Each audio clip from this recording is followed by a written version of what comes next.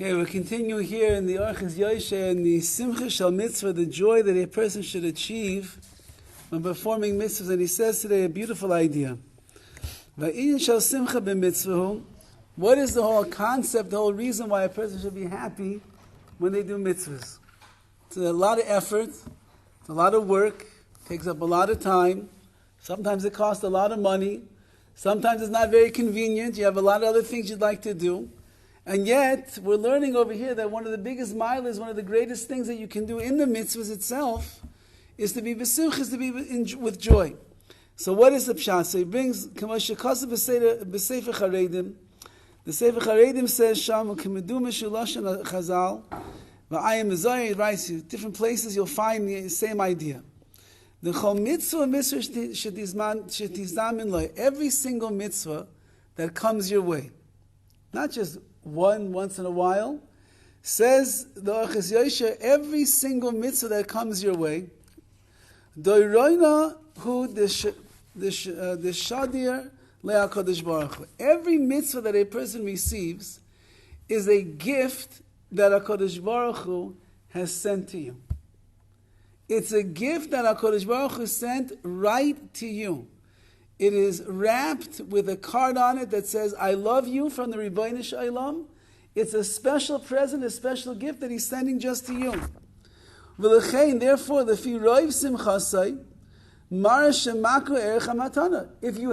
you're happy and you rejoice and you show a lot of happiness, it will show how much you value the present that you are receiving. You know, there's nothing worse when parents buy their children a gift and the kid's been waiting for his birthday present for the whole year. And he thinks that, I remember when I was about 17 or 18 years old.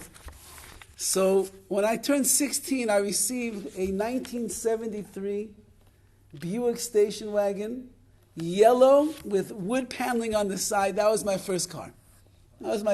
16 years old. I was so embarrassed because all my friends were getting newer cars. I used to park down the street from the school. Okay, that was my first car. The radio got stolen, the windows didn't work, the air conditioning broke all the time. That was the first car. I was going away one summer to Israel, and before I left, so my parents told me, your cousin's car is coming up off of lease. We're thinking maybe we're going to get it for you. It was like a Trailblazer, something, the old original SUV type of cars. I was like, wow, really? You're going to get that for me? They said, yeah, we're thinking about it. So the whole summer I'm away, and every time I speak to my parents, they're telling me, son, you're coming home soon. You're going to see what's waiting for you in the driveway. I'm like, wow, they're going to get me this Blazer. It's going to be amazing. I'm going to have a truck. Going to get rid of the wagon. It's going to be great. So I keep dropping hints. So it's that car. You'll see when you come home, you'll see. So, wow, this is amazing. I remember coming home from the airport. I hadn't been home for 6 weeks. We drive up to the driveway, and there is an old convertible from the 1980s. Looks like it belongs to an old lady with the top down and a big bow on the front waiting for me. My father is so excited. My mother's looking because she knew that I wasn't going to be. She was waiting to see my reaction. We drive up. I'm like, where's the car? So they're like, right there. I'm like, what? The whole summer I'm gone? What? Anyway, that was my car for the rest of my experience in high school. And I just remember the disappointment that my father had because I was so ungrateful and disappointed in what he thought was the greatest gift that a father could buy their boys. Every kid in California has to have a convertible. I said, yeah, Mustangs for sure. Porsche, okay, BMW, not bad, but this? Anyway, says the Sefer Charedim, HaKadosh Baruch Hu is sending us packaged gifts every single day. It's called a mitzvah. And the more that a person shows their simcha over the mitzvah, the more they show that they're makes erech hamatana, they value the present that HaKadosh Baruch Hu has given us.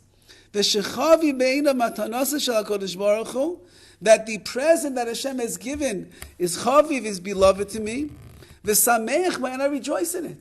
That's what HaKadosh Baruch Hu is waiting to see. V'zeh gorem lo le'el v'amitzvos u'levakshan. And if you realize the great value that is in every single mitzvah, it will create within you this love for mitzvahs and a bikush, a desire, a wanting for more.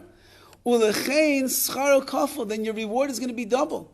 Why? Because not only the simcha of the mitzvah itself that you're doing right now, but if you love mitzvahs, you want to do more mitzvahs.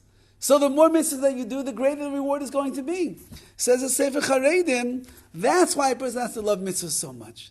And the opposite is also true. If a person displays no joy in the mitzvahs, that means that we don't appreciate what HaKadosh Baruch Hu is sending us. HaKadosh Baruch Hu says he'll send the gift someplace else. HaKadosh Baruch Hu wants every single person to enjoy and to appreciate and to value the mitzvah that we have. The more you recognize what a mitzvah is, the greater is going to be the simcha that you have. From the simcha will create within you a love for more mitzvahs.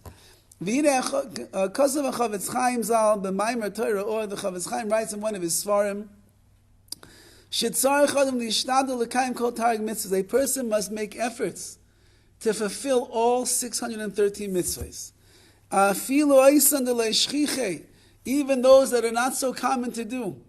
Except, of course, for mitzvahs that we don't do in our times. If you learn about them, you can't bring a korban today, but if you learn about korbanos, so then you will fulfill, or you'll get the schar, you get the reward of doing that mitzvah.